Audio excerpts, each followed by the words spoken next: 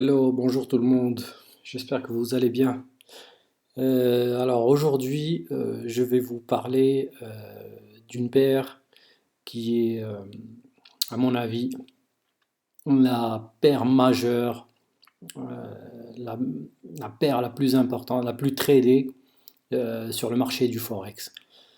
Donc, premièrement, je me présente. Donc, je suis trader pour compte propre et je suis aussi coach. Donc, je suis coach en trading. J'ai déjà coaché des dizaines de personnes. Je leur ai en fait inculqué les techniques de trading qui permettent et qui vous permettent de faire de l'argent sur les marchés financiers. Parce que, quoi qu'on en dise, il y a des gens qui font de l'argent sur les marchés financiers. Les marchés financiers, ce n'est pas un scam ou une arnaque ou quelque chose du genre. Les marchés financiers, c'est un domaine où seul le plus fort gagne. C'est la loi de la jungle. C'est la compétition pure. C'est le talent pur ou la persévérance pure ou tout ce que vous voulez de pur, on va dire. Vous pouvez décrire ça comme la seule activité, peut-être la seule activité au monde où il n'y a pas d'intermédiaire.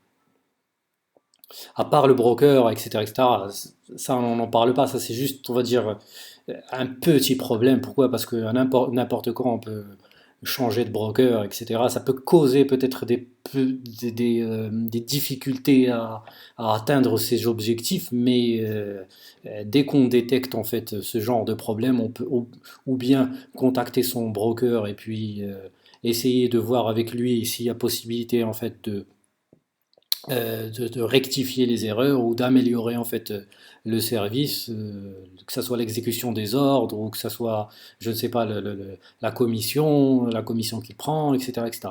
Donc, ça, on n'en parle pas parce que ça, c'est, on va dire, ça, c'est un moyen pour trader.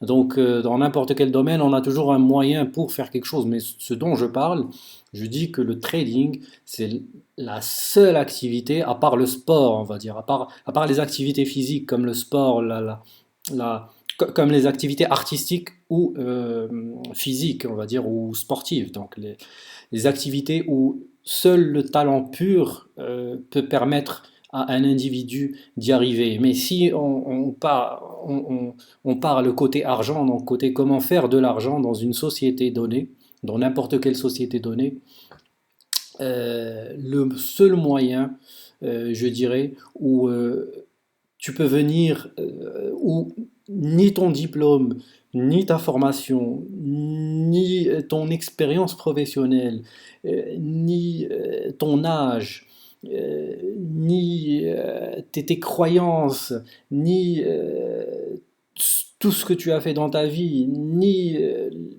les, les, les, les cours que tu as pu prendre, etc. Tout cela ne fait pas de différence. Donc rien ne fait de différence lorsqu'il s'agit de trader parce que le trading, c'est la seule activité où on n'est pas, où on n'a pas besoin de se prouver à quelqu'un. Donc la seule personne à laquelle on doit se prouver, c'est en fait même pas à soi-même, mais c'est notre compte bancaire à la fin du mois qui doit en fait être plus garni qu'au début.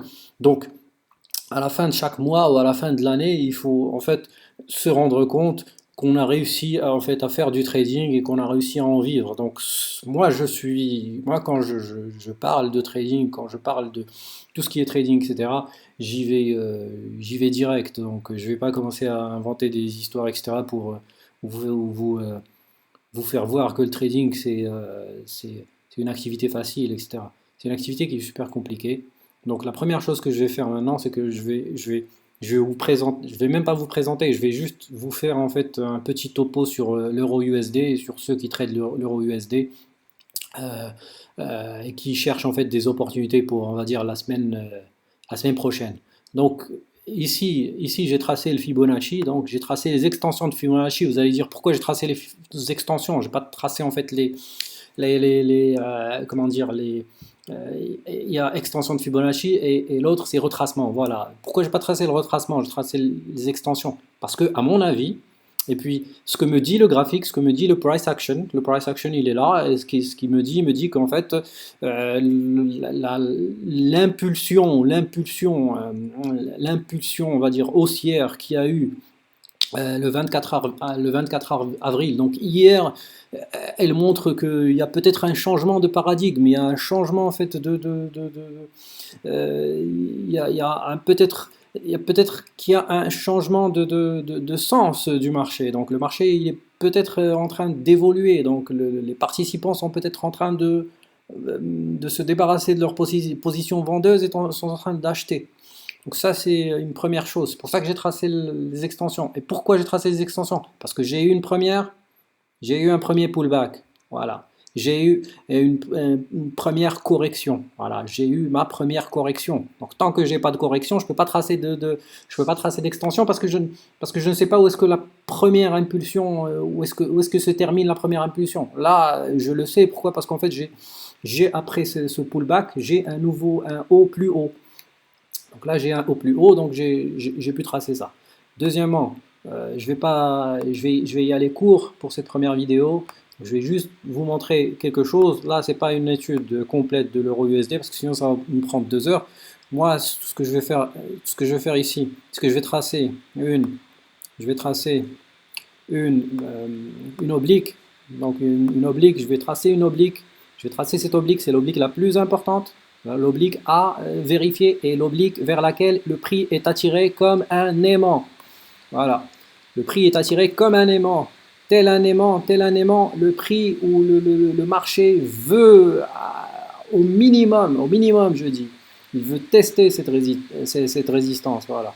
Il veut la tester, il veut tester cette résistance, puisqu'il va tester cette résistance. Une fois qu'il aura testé cette résistance, il va décider du sens.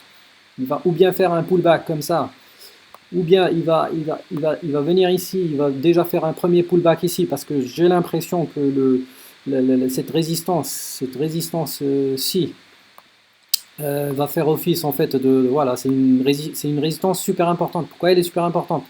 J'essaie d'aller super vite. Pourquoi? Parce que on a ici le prix qui est au-dessus elle fait office ici de support, et puis ici elle a fait office de résistance, right? Donc quand on a en fait une résistance qui fait office des deux et qui lorsque le prix passe au-dessus ou en dessous de l'autre côté de cette résistance ou de cette zone en fait de résistance ou support, et lorsque le prix a du mal en fait à repasser au-dessus, c'est que c'est pas du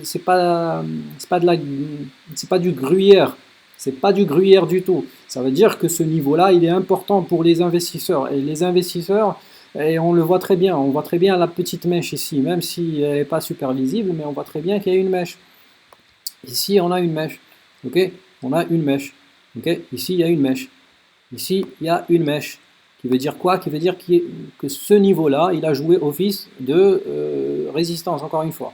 Donc, ce qui va se passer, à mon avis, je ne suis pas Nostradamus. Et puis, lorsqu'on fait une analyse technique, on fait une analyse technique au moment des faits. Là, je fais une analyse technique bien avant ce qui va se passer. Donc, ce sont que des scénarios probabilistes. Donc, il n'y a rien il ne faut pas se baser sur cette analyse pour commencer à prendre des trades, etc. Ça, c'est une analyse pour faire réfléchir et pour avoir en tête tous les scénarios possibles. Il y a 2 scénarios qui sont possibles. Une prochaine fois, je vais faire une vidéo un peu plus longue. Il y a le scénario où ça va corriger ici, où ça va aller retester les plus bas pour en fait recommencer à peut-être à essayer. Je m'excuse ici, je ne voulais pas faire cette forme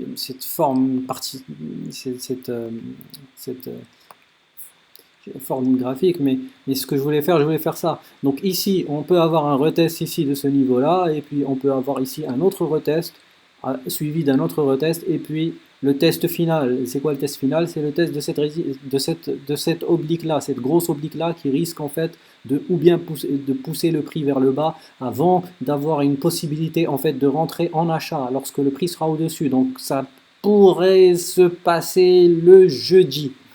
Donc, si par contre cette force acheteuse en fait elle est tellement acheteuse qu'en fait on a une forme en V, c'est celle-ci, ça Si on a une forme en V, voilà le V, on le voit très bien ici. Par contre, on a une forme en V, donc qu'est-ce qui risque de se passer?